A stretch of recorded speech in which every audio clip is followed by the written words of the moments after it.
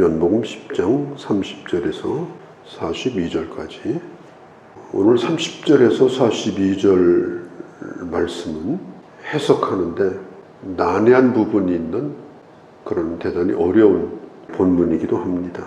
어려운 말씀도 우리가 충분히 생각해보고 또 깊이 이해하면 그 말씀이 내게 주시는 귀한 말씀이 될 수가 있는 것입니다. 유대인들은 예수님을 계속해서 돌로 지금 치려고 합니다. 유대인들은 예수님에 대해서 아주 격렬한 적대감을 지금 드러내고 있습니다. 예수님이 묻는 거예요. 내가 너희들에게 여러 가지 선한 일을 행했는데 어찌하여 돌로 치려 하느냐. 그때 유대인들이 말하기를 당신이 선한 일을 행한 것 때문에 치려는 것이 아니고 당신이 하나님이라고 자칭 말했기 때문에 당신을 치려고 한다. 그때 당시 유대인들은 어떻게 나사렛에서 저렇게 훌륭한 분이 나올 수 있겠는가. 정말 탁월하다, 대단하다. 예수님을 아주 굉장한 수준으로 생각을 하면서 예수님의 말씀을 들었습니다. 그런데 예수님의 입에서 내가 하나님이 보낸 하나님의 아들이다. 이렇게 말을 하는 순간 그들은 적대감을 표시합니다. 오늘 이 세상에는 기독교에 대해서 굉장한 적대감을 표시하는 그런 사람들이 있습니다.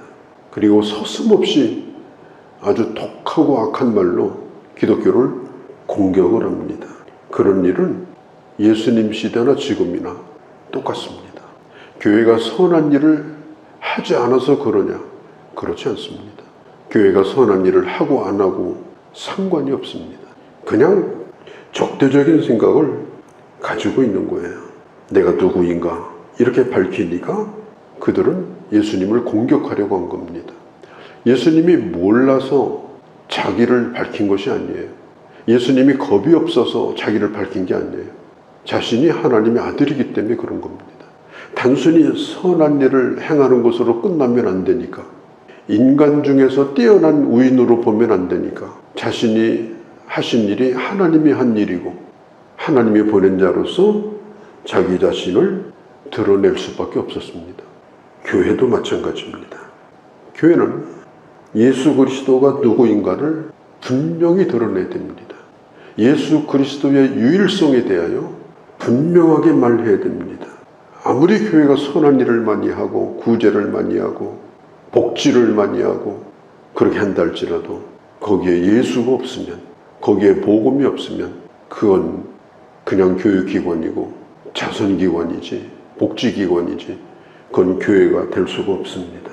예수님은 선한 선생으로 얼마든지 존경받을 수가 있고 많은 사람들을 자기 곁에 둘 수도 있었지만 예수님은 결코 선한 선생이 아닙니다. 하나님의 아들이십니다.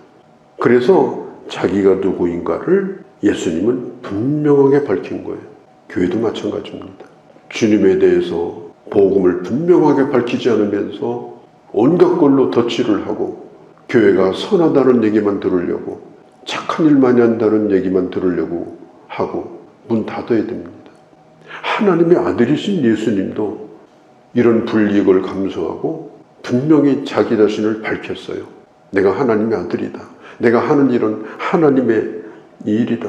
오늘 사람들은요, 예를 들면 세상에 하는 일에 교회가 후원을 하고 또 많은 사람들을 도와주고 이러면 교회에 박수를 칩니다.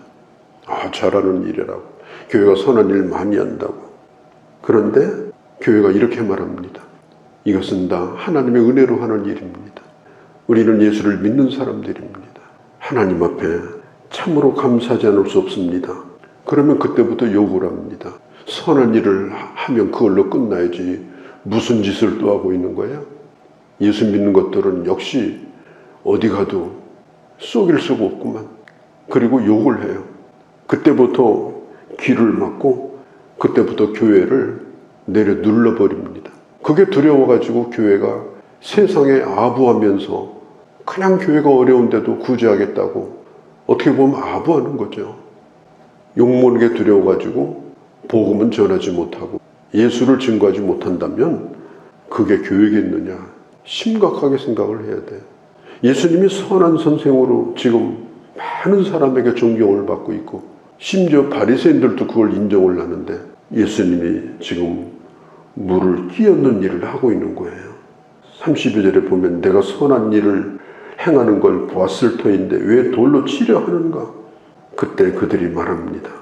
당신이 선한 일을 행한 것을 우리가 반대하는 것이 아니라 당신과 하나님이 동등하다고 말했기 때문에 하나님을 모독한 것이기 때문에 우리는 당신을 살려둘 수가 없다.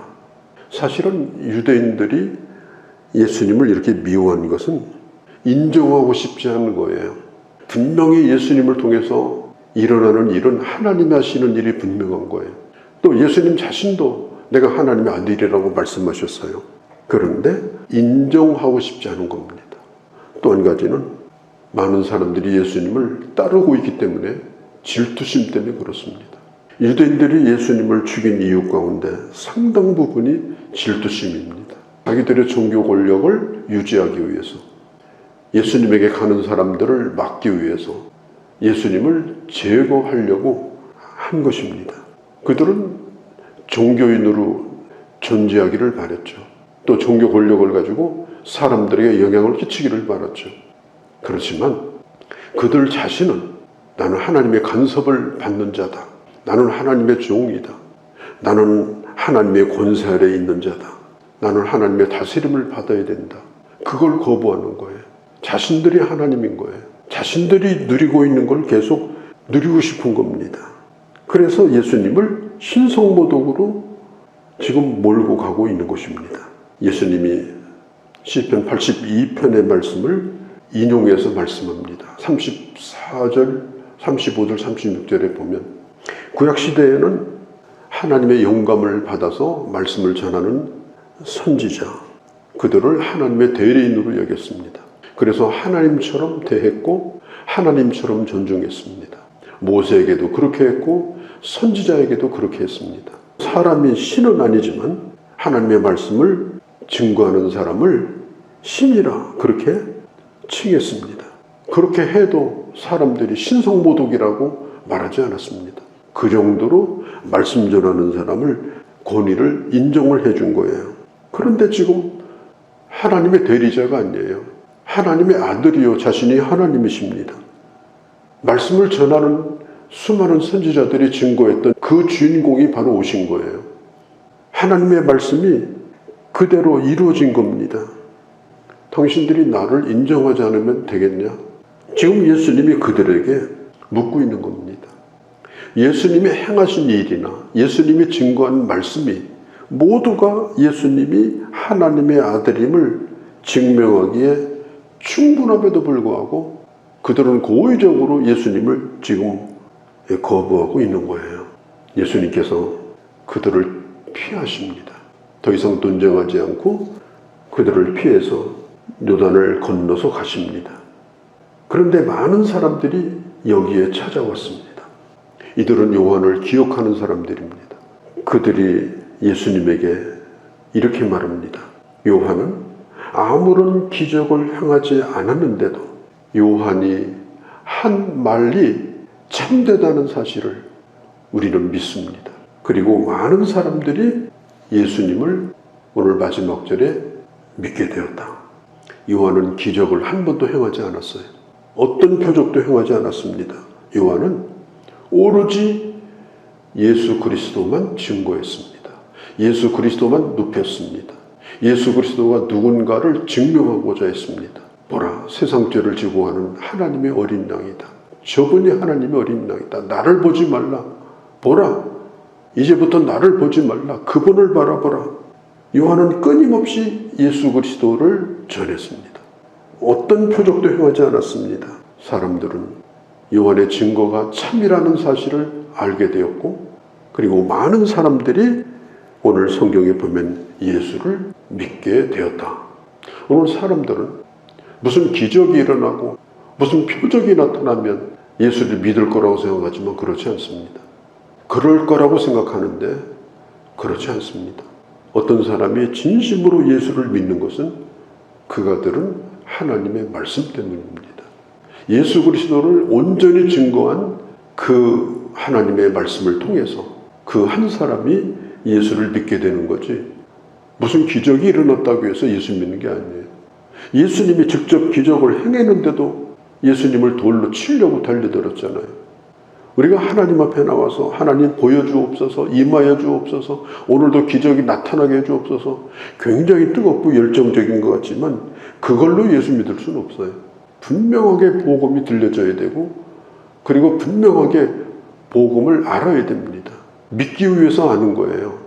알기 위해서 믿는 것이 아니에요. 성경을 연구하는 것도 아니고 성경 공부하는 게 아닙니다. 하나님의 말씀이기 때문에 믿는 거고, 믿으면 예수 그리스도가 누군가를 알게 돼 있는 것입니다. 어거스틴이 한 말입니다. 알기 위해서 믿느냐? 아니라는 거예요. 믿기 위해서 아는 것이다. 예수 그리스도를 믿는 것은 오직 말씀을 전하는 자의 입에서 증거된 복음 때문입니다. 고린도전서 1장에 보면 유대인들은 표적을 구하고 헬라인들은 지혜를 구하지만 나는 오직 십자가만을 증거한다고 얘기했습니다. 초대교회 가운데 이 모 교회, 이 마더 처치가 예루살렘 교회였습니다. 그런데 실제로 예루살렘 교회는 영향력이 없었습니다. 영향력이 뛰어난 교회가 누구냐? 안디옥 교회입니다. 안디옥 교회에서 선교사를 보냈고 안디옥 교회에서부터 복음이 증거되기 시작했습니다. 그런데 안디옥 교회에서 단 한 번도 기적이 일어났다는 말이 없습니다. 안디옥 교회는 하나님의 말씀을 안디옥을 뛰어넘어서 온 세계에 증거하고자 하는 이 복음에 대한 열정을 가진 교회였습니다. 그래서 담임 목회자인 바울과 바나바를 선교사로 보낸 거예요. 그 교회를 통해서 복음이 여기까지 온 것입니다. 오늘 우리는 대조적인 두 사람을 봅니다. 본 것이 많았지만 하나님의 아들인 그 예수님을 그 앞에서 죽이려고 한 유대인들, 본 것은 없지만 오직 들었던 그 말씀을 통해서 많은 사람이 예수를 믿었던 이 두 부류의 사람들. 오늘 우리가 기억하는 것은 예수 그리스도가 누군가, 그게 중요한 것입니다. 그리고 그 복음을 듣고 예수 그리스도를 분명히 믿는 것입니다. 물론 교회가 세상을 향하여 선을 행하고 뭔가를 베풀어주고 우리가 선교적 차원에서 매우 중요합니다. 그러나 교회가 세상에 아부하기 위해서 그렇게 하면 안 됩니다. 이러나 저러나 세상은 복음에 대해서 적대적입니다. 그럼에도 불구하고 우리 교회는 복음을 분명하게 증거하고 복음만이 사람을 살리고 복음만이 사람을 거듭나게 만들고 세상을 변화시킨다는 사실을 분명히 깨닫고 우리 모두가 복음의 사람이 돼서 하나님의 말씀을 담대하게 이 땅에 능력 있게 증거하는 그런 주님의 사람들이 또 우리 교회가 되어주시기를 바랍니다. 거룩하신 우리 아버지, 이 유대인들이 계속 돌을 들고 예수님을 때릴 것처럼 달려들던 이 긴박한 순간에 예수님은 결국 그곳을 피할 수밖에 없었습니다.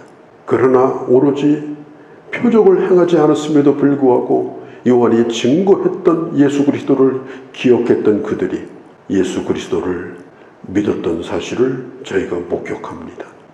오늘도 이 세상에 착한 일을 하는 일에 대하여 박수를 치지만 결국 교회가 복음을 증거하고자 할 때 문을 닫고 길을 닫고 적대적인 이 세상을 바라보며 돌로 치려 하는 자들에게 내가 바로 하나님의 보낸 자, 하나님의 아들이라고 담대히 증거했던 예수 그리스도처럼 교회도 이 복음을 온전히 증거하고 그리고 복음이 사람을 살리고 거듭나게 하고 교회를 교회되게 하는 이 역사가 반드시 일어날 줄을 믿고 이 일을 감당하는 저희 모두가 되게 하여 주시옵소서.